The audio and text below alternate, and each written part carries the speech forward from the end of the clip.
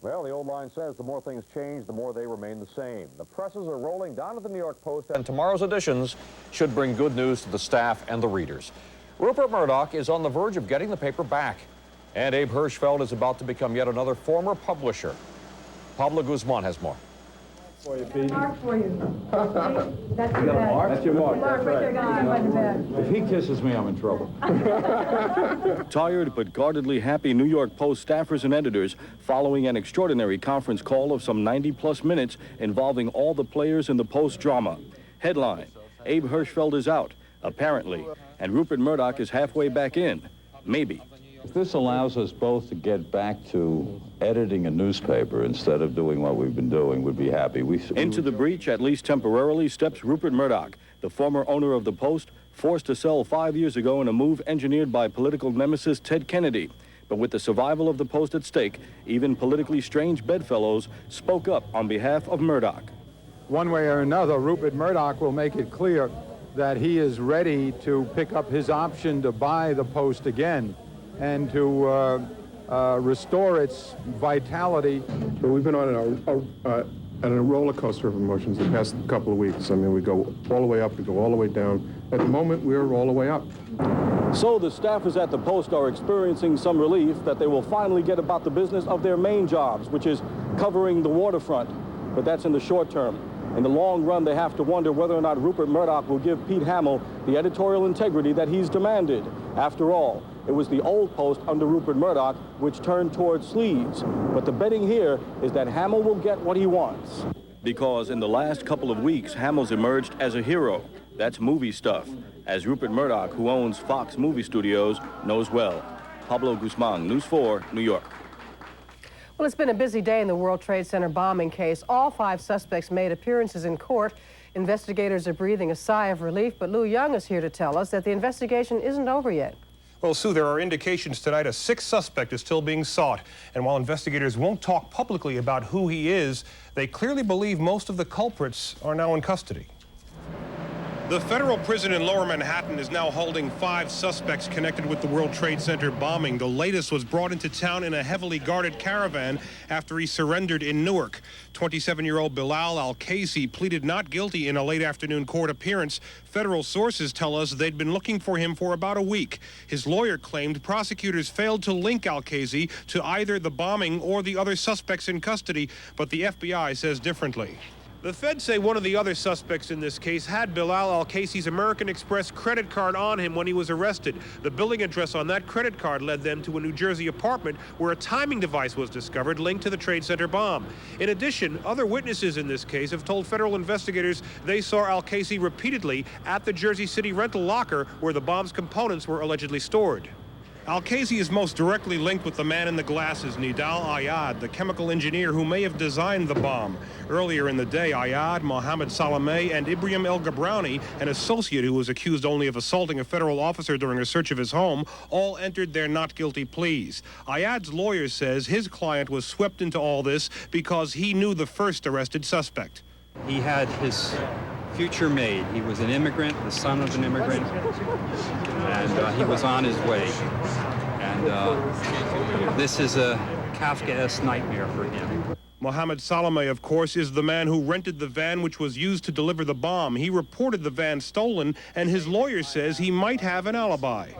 We are developing evidence as to his whereabouts and activities at all times during the relevant periods. The alleged mastermind of the bombing, 33-year-old Brooklyn cab driver Mahmoud Abu Hulima, pleaded not guilty in a separate proceeding. He was brought back from Egypt yesterday and denied through his lawyers any involvement in the terrorist attack. With all this happening less than a month after the bombing, law enforcement officials were clearly pleased with themselves today. A relieved Mayor Dinkins was openly grateful. We will not permit cowardly and despicable individuals who seek to terrorize the people of this city to go unpunished. We will pursue them, we will unmask them, and we will force them to face justice. In perhaps the best news of all tonight, the FBI's top people are telling us they don't believe the Trade Center bomb was the start of a terrorist campaign. Chuck, Sue? Lou Young, thank you. Thanks, Lou. Mike Tyson has been placed in disciplinary segregation and might have to do another 60 days extra time in prison. It's all over using the telephone. Tyson serving 6 years at the Indiana Youth Center for the rape of a Miss Black America contestant. Prison officials say Tyson insulted a guard after inmates argued over phone privileges. Tyson's lawyer says it is all a misunderstanding. There's a new chapter tonight in the story of Amy Fisher and Joey Buttafuoco. A grand jury is now considering indicting Buttafuoco for rape. News 4's Roger Stern reports. Joe Buttafuoco spent the day acting as if it's business as usual at Complete Auto Body, now that the on-again, off-again statutory rape investigation is on again. Welcome news for Amy Fisher and her lawyer. Obviously, she's anxious to come down, she's anxious to testify, and very much looking forward to it. Last September, after Amy Fisher pled guilty to shooting Mary Jo Buttafuoco, Nassau DA Dennis Dillon announced an investigation into Buttafuoco, into her claims that they began a torrid love affair when she was 16, too young for it to be legal. Weeks later, Dillon reversed himself, calling off the probe because of questions about Amy Fisher's credibility. Allegations that he committed statutory rape of Amy Fisher, insufficient evidence to go forward on that. This was after Amy was caught on a hidden camera talking about having sex in prison. And there's been a steady drumbeat of anti-Buttafuoco pressure. I think that Amy Fisher shot the wrong Buttafuoco and she aimed too high. But the DA's office defends this investigation, saying the decision is based on additional information brought to the district attorney's office as a result of an ongoing police investigation. The statement doesn't specifically identify Buttafuoco as the target, though his own lawyer admits he is. These witnesses first went to Howard Stern. Howard Stern wouldn't even listen to him. He gets hurt by that, so he goes to Donahue. Donahue doesn't listen to him, so he goes on Geraldo Rivera. Whenever he's interviewed, Buttafuoco denies he had a sexual relationship with Amy Fisher. Now, with this investigation, he may have to repeat that claim once again, but this time under oath. At the Buttafuoco house, Roger Stern, News 4, Massapequa. Amy Fisher is currently serving 5 to 15 years in prison for shooting Mary Jo Buttafuoco. In a courtroom in Lower Manhattan, the private lives of Woody Allen and Mia Farrow continue to be played out for all the world to see. Today, more accusations of sex abuse by Woody as Mia took her turn on the witness stand. News 4's Kevin Rosen reports. Last week, investigators at Yale New Haven Hospital concluded that Woody Allen did not molest his adopted daughter, Dylan. They were investigating an incident that happened last summer, August 4th. Mia Farrow made a videotape of her daughter making the allegations. On the witness stand today, Farrow says Dylan told her that Allen took her up into an attic and touched her in certain places, partially inserting a finger. Allen's attorney questioned Farrow about the allegation and about her constant concerns about the relationship between Allen and daughter Dylan. Mia Farrow says she first expressed concerns about Woody Allen's relationship with her adopted daughter Dylan before Woody legally adopted the girl. She said it was the whole quality of the relationship, the intensity of it, the wooing quality, his own neediness rather than what Dylan needed. It was relentless and overpowering. And she says it expressed itself in certain incidents, like when Dylan was about 2.5 years old. Responding to questions about the incidents from Allen's attorney, Elkin Abramowitz, Farrow said if she visited his apartment, they would always end up in his bed, playing. But the quality of play was such, it would arouse her, and she would grab at him. Why did you bring up the question about Woody Allen having a relationship with another man? What was the purpose? Because it's utter nonsense, and it's a figment of Miss Farrow's imagination and obsession with sexual conduct, which doesn't exist. Allen is in court trying to win custody of Dylan away from Farrow. He is also trying to get custody of his 15-year-old adopted son, Moses, and 5-year-old son, Satchel, the couple's only biological child. In Lower Manhattan, Kevin Rosen, News 4, New York. And, of course, both sides are expected back in state Supreme Court tomorrow. Horror on the highway in Washington State tonight. A sniper shot at least 7 people. The shootings occurred on a rural highway 30 miles southeast of Seattle. The gunman was armed with a .22 caliber rifle with a scope. Police say he walked along the road shooting at motorists and others who came to see what was happening. Police arrested the man after shooting and wounding him. And in Los Angeles tonight, more than 100 firefighters battled a fierce blaze at the 16-story Westwood Marquis Hotel. The fire was contained to a few upper floors. So far, no word of any injuries. And as News 4 continues for you, the ASPCA tells the city to go bark up a tree. It does not want to be in the business of killing stray dogs and cats anymore. A whole lot of shaking going on out west. Oregon's hit by a pretty strong earthquake. And Pia Lindstrom's here with a review of the revival of George Bernard Shaw's candida. Plus, Joe Woody with a preview of the weather. Thanks, Sue. Big question is it ever going to turn green? Well, some rays of sunshine would be a big help. We will talk about some rays of sunshine into the weekend. All that when News 4 continues in just a moment. You know, Vern, timing is very important. And that's why you should buy your car or truck at Autoland in Springfield, New Jersey during the last 10 days of the month. That's when they're way overstocked. That's when they have to lower their prices to meet their quotas. They're just a bunch of wimps. Now's the time to strike at the soft underbelly of Autoland. What about the salesman? Don't worry about the salesman. Any one of us can whip a salesman during the last 10 days. Know what I mean? Call 1-800-AUTOLAND. Coming up Friday on Today in New York, the suspects keep coming. We'll have the latest roundup of the accused in the bombing at the World Trade Center. American doctors do more hysterectomies than doctors anywhere else. Now Dr. Dean tells which women are most likely to be advised to have the operation. All the morning news, plus the outlook for your commute and the business day. And the weekend forecast Friday. The News 4 New York, New Jersey Bureau is located in Newark. The ASPCA says it wants to concentrate on getting animals adopted, not destroying them. So by the beginning of 1995, the society plans to be out of the business of picking up strays and putting those that are not adopted to sleep. It's been performing those functions for nearly a century because of a contract with New York City. It was a mistake. It is contrary to the purpose of the Humane Society called the ASPCA, whose purpose is to alleviate pain, fear, and suffering in animals. The ASPCA plans to continue offering pet adoptions, dog training classes, and spaying and neutering services. A busy night for police in Washington Square Park. They went on a sweep looking for people selling marijuana. Dave Browdy went along.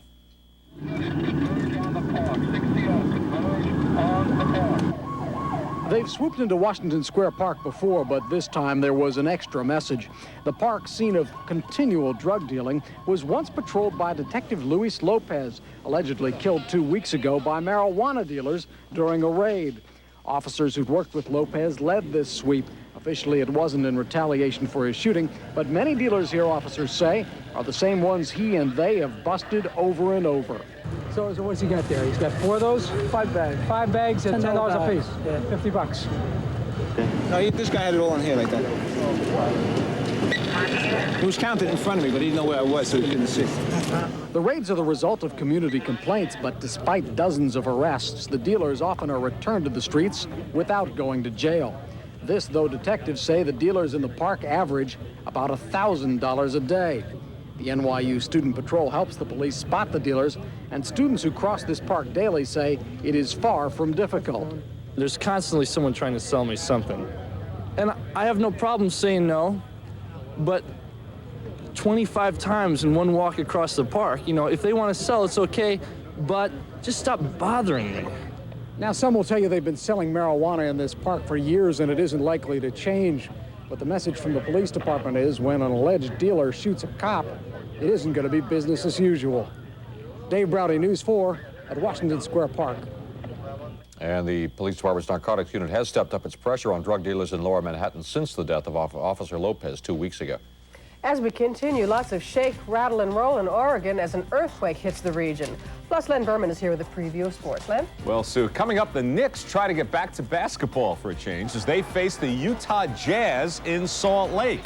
The NCAAs are back.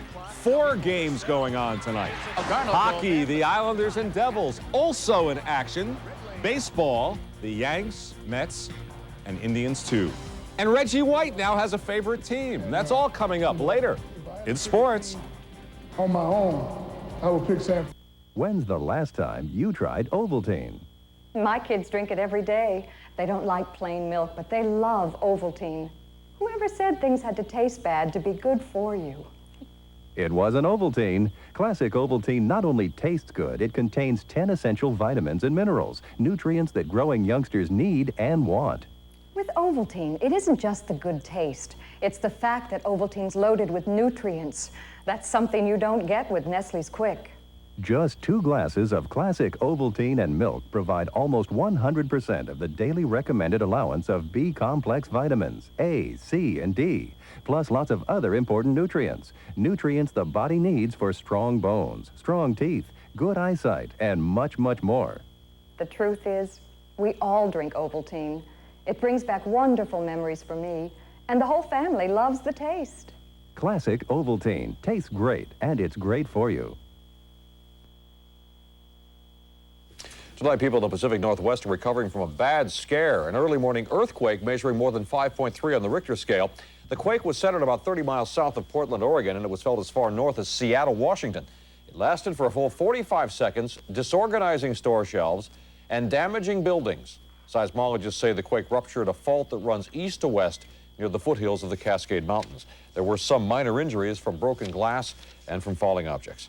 The chairman of RJR Nabisco, Louis Gerstner, is expected to be named CEO of IBM tomorrow. The world's biggest computer company lost nearly $5 billion last year. It plans to cut 100,000 jobs over the next 3 years.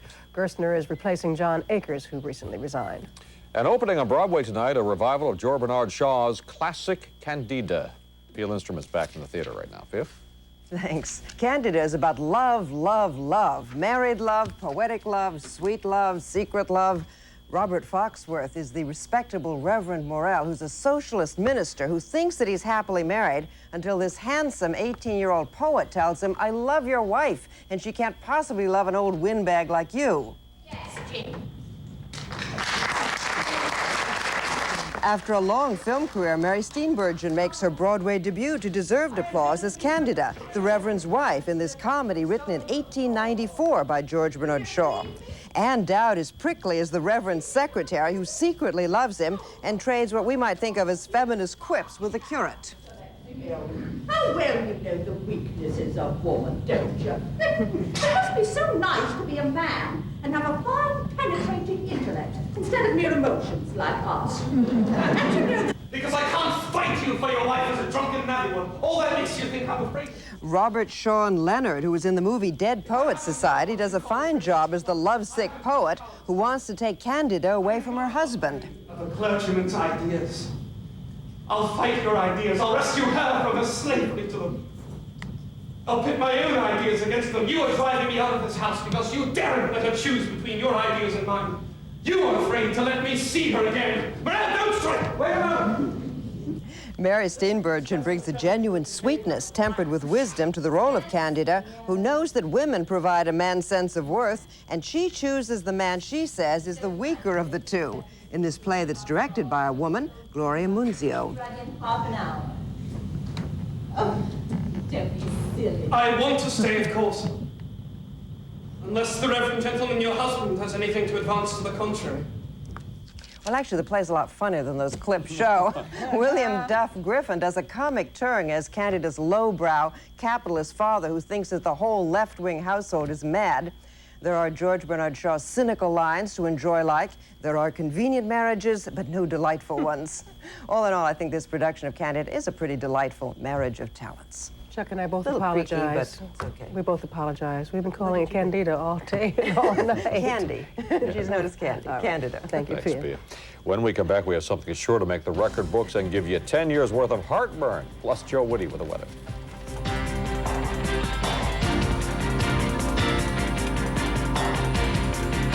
Make your home or apartment look bigger and brighter at a price so low it's hard to believe. Discover the magic of mirrors from Walden Mirror Works. Choose from the largest selection of mirrors at direct factory-to-you prices. Call 1-800-257-9731 for a free in-home estimate. Any style, any size, any color at huge savings. Call now. This week's special, a huge 66 by 88-inch mirror with 4 panels and rosettes, just $279, including delivery and installation.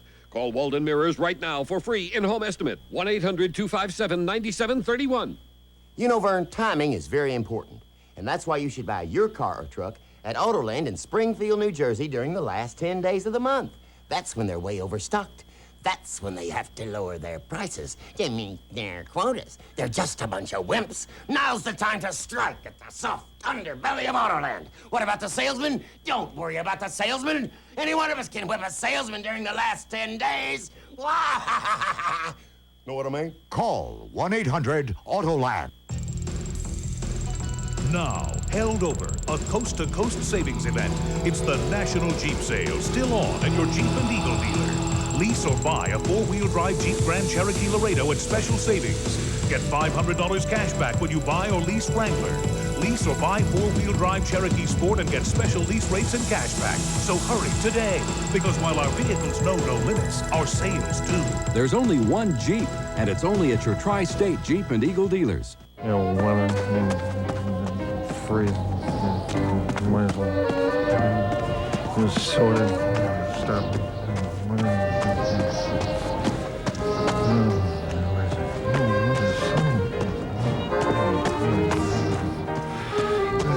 After a winter that wore out its welcome, we figured you could use a break on new carpeting.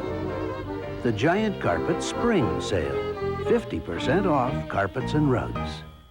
A Florida law protects her right to breastfeed in public, but others say, cover your nipple. Who's right? Next, Donahue. Join us for Donahue. Well, Joe Witty's here, and we're all pretty pleased that the temperatures seem to be warming up. Yes, finally. Isn't that a wonderful prospect that something above normal finally? Normal temperature for this day is about 55 degrees. And we should mention that Al's not here because he's in California. Well, it rained most of the day today and cloudy skies at the beach. Sorry about that, Al. And our friend Ira Joe is not here because this is his anniversary. Congratulations. Happy anniversary. And his bride, yes. Happy anniversary. Anyway, let's talk about some warming temperature trends for the tri-state area. Outside right now, we do have mostly cloudy skies, temperature 50 degrees, relatively mild for this time of the day. Wind is calm, humidity is 66%. Now, humidity will go up during the course of the night, so expect some patchy fog here and there, and the barometer high but falling a little bit right now. Let's take a look at the time lapse during the past 24 hours. There was a little bit of clearing north of us. The dry air moved in from Canada and brought in clearing skies by the afternoon around Poughkeepsie. Sunshine, finally, for Poughkeepsie. For us here in the city, though, in south, just plain old cloudy skies with a high of 51 degrees. Let's take a wider view of the satellite photograph. You see those clear skies over the northeast, New England. 80 degrees at Rapid City. There's warm air out there. Denver, 74 degrees. Good day for playing ball in Florida. But here's the big storm moving into Southern California, bringing a couple of feet of snow to the southern Sierra Nevada mountains. What's happening? Jet stream is really pushing that storm way up into Canada. This little eddy of clouds is going to sort of loop around, and then by Sunday, come on up this way. So the forecast for tonight, mostly cloudy skies, lows, about 38 north and west of the city, low 40s here for the city. Right now, we're at 50, dropping down about 10 degrees. High was 51 today. Tomorrow, some morning fog, patchy here and there, high of about 60, the first time this year, 1993 of 60, but by the afternoon, plenty of sunshine, some clouds, and a little cooler to the north and west. Weekend's just around the corner. This is what it looks like. Look at that. Saturday, mostly sunny skies with a temperature of 60 degrees for the weekend, and on Sunday, it looks like that system is going to come out of Tennessee, loop-de-loop, right up this way and give us a rather wet Sunday. So finally, I think we can maybe put away the winter suits and dig out some springtime suits. It is spring, by the way. It has been for about 6 days. Yeah. Finally, I'm ready for it. Joe, thank you. Thanks, Joe. Well, 16 teams are at it again in the next round of March Madness. Len Berman's next with all the sports.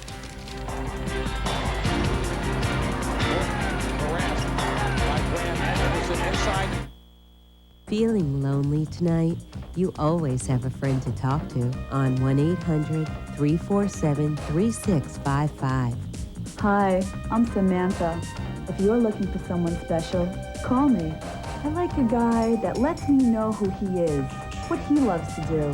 Share interesting conversation one-on-one at $3.50 per minute, or join the party at $2 per minute. Average call 5 minutes, adults only. Call me. I'd love to talk to you. Banks and other lenders are making it more difficult than ever to get a second mortgage these days. But at Champion, we're finding new ways to make it even easier. As one of the largest home equity lenders in the country, we have the lending power to offer the most competitive rates and the simplest application process in the industry. That's why so many people with excellent credit select Champion. Ask your bank if they can give you an answer within 24 hours. When your bank says no, Champion says yes. Lee Simonek of Chicago, Illinois is telling us about his itchy skin problem. I do a lot of perspiring in my work. I have a tendency to itch if I use too much deodorant. And if I responded to the itch, then it became irritated. And the irritation became painful. But Lee Simonek got relief using triple action Gold Bond medicated powder. After about a moment or so, I began to feel the coolness coming on and a little relief from the itching, so on. So it's rather nice. Gold Bond works for me. Gold Bond's triple action is like 3 great powders in one. It has the absorbing action of powder, the medicating action of a proven itch fighter, and the drying action of zinc oxide. That's triple action Gold Bond. It fits into my life, and it's something I want to continue using. No itch, no nothing, just perfect. It's giving me relief, which I enjoy very much, and that's why I vote for Gold Bond. Try triple action Gold Bond medicated powder. An officer is caught in the crossfire. 4240, I've got shots fired here. Cops, tomorrow at 7, only on 4 New York. It's time for Len Berman Sports, and the Knicks are still reeling a bit, huh? I think they are. Absolutely. This will have a big effect, it may turn out. Shorthanded Knicks in Utah tonight. Greg Anthony, Doc Rivers began serving those suspensions tonight. Knicks continuing their aggressive play. Second quarter, Charles